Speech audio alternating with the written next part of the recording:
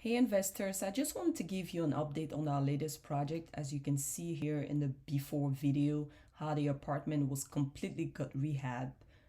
We broke down some walls that you will see in the bathroom was completely got destroyed completely. And here is the after video. Here we painted the whole apartment, meaning the bedroom, the living area, the kitchen, the bathroom.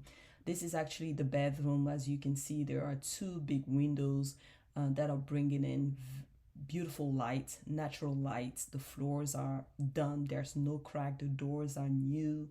Going into the living space, we broke down walls to make the area, the living area bigger. We install crowd molding that makes the unit like so beautiful. It gives it a charm.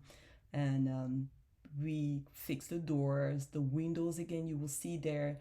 Beautiful lighting, as I mentioned. Going into the bathroom, you remember the bathroom was completely like destroyed.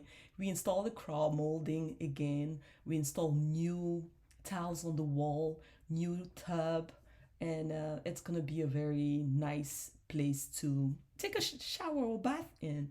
In the kitchen, we wanted to do more, but we didn't have the budget. So, what do you guys think?